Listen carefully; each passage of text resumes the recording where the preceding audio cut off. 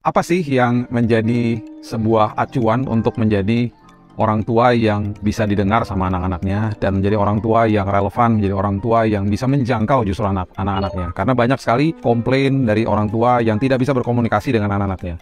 Prinsip yang dasar adalah begini, kita harus belajar untuk menyesuaikan diri.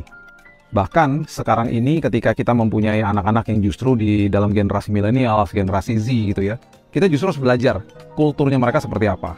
Ya, kemudian itu pertama, kita belajar menyesuaikan diri. Setiap kali ada penyesuaian diri, itu terjadi timbul yang namanya sebuah hubungan. Setelah hubungan, terjadilah sebuah level yang berikutnya, yaitu kepercayaan.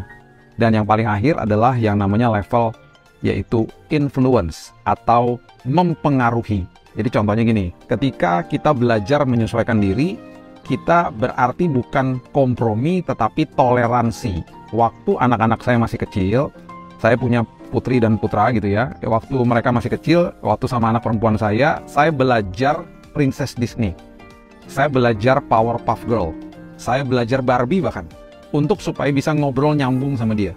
Dan saya ngajak dia dating setiap hari Selasa biasanya. Dan itu ada dating time sama dia.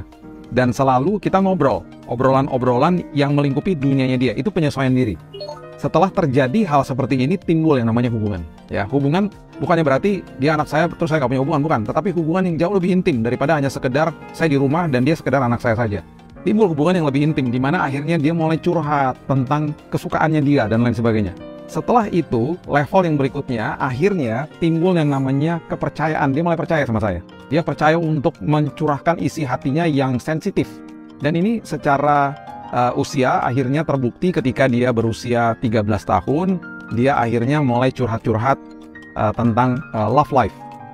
Kapan sih Dedi pertama kali jatuh cinta? Aku kalau jatuh cinta aku harus ngapain dan lain sebagainya. Itu biasanya hal-hal yang tabu bagi anak-anak sekitar usia 13-12 tahun untuk bercerita kepada orang tuanya. Tetapi ini tidak. Dia katakan kepada saya, bahkan dia minta pendapat saya. Karena sudah bertahun-tahun terjadi penyesuaian diri, kemudian terjadi hubungan yang sangat intim, terjadi level kepercayaan, dan disitulah level yang paling tinggi. Saya bisa mempengaruhi dia. Saya bisa mengatakan apa saja, saya bisa menyuruh dia melakukan ini, itu, mengajari dia, mementor dia, dan sangat mudah untuk dapatkan respon yang positif dari dia. Begitu juga dengan adiknya. Adiknya seorang pria gitu ya, jadi saya belajar apa? Transformers suatu saat itu. Saya belajar main Lego sama dia, karena saya suka basket, dia juga suka basket, oke kita main basket sama-sama. Tetapi ada hal-hal yang justru saya nggak suka, saya harus paksain diri saya untuk supaya bisa nyambung sama dia. Saya masih ingat, saya main Hot Wheels sama dia, dalam kondisi yang sudah capek, pulang dari kerja, main di lantai, main Hot Wheels sama dia.